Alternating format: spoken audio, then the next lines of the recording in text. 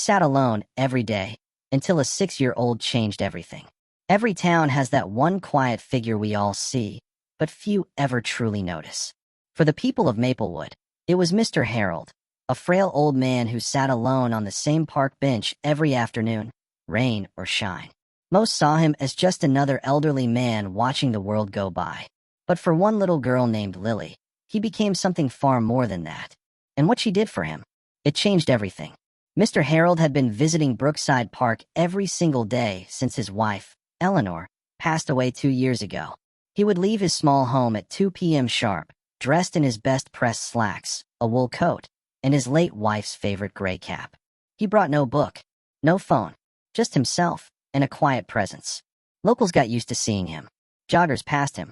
Dog walkers gave a polite nod. No one ever stopped. And truth be told, Harold didn't expect them to. His world had grown small, and he'd accepted that loneliness was simply part of growing old. But life has a funny way of surprising us when we least expect it. It was a breezy autumn afternoon when Lily showed up.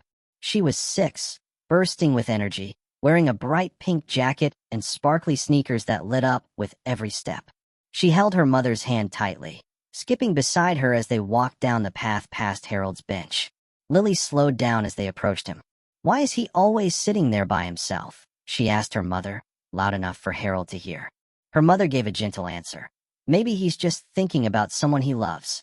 The next day, Lily came back. This time, she wasn't empty-handed.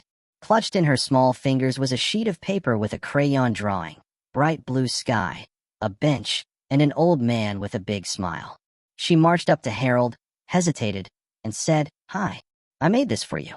Harold blinked, stunned. His gnarled hands trembled slightly as he accepted the paper. He looked down at the childlike drawing, then up at the child herself. "No one's ever drawn me before," he whispered, a tear pooling in the corner of his eye. Lily grinned. "Now you have a friend." From that day on, Lily and Harold met at the bench nearly every afternoon.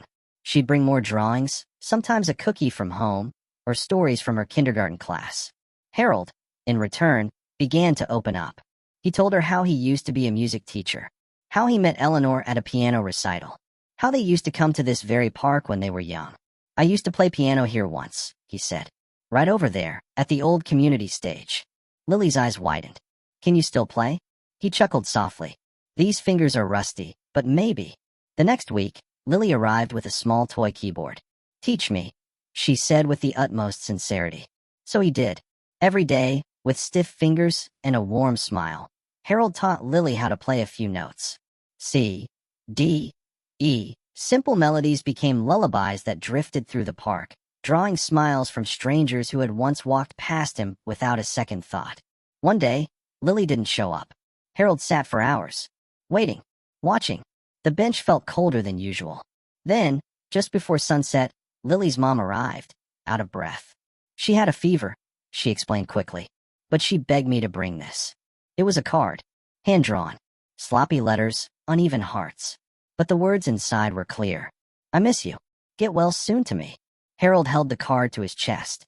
"She's my sunshine," he murmured. And everyone who heard it knew. He meant it. Lily got better, and when she returned, the two of them shared the biggest hug that bench had ever seen. Seasons passed. Leaves fell. Snow came and melted away.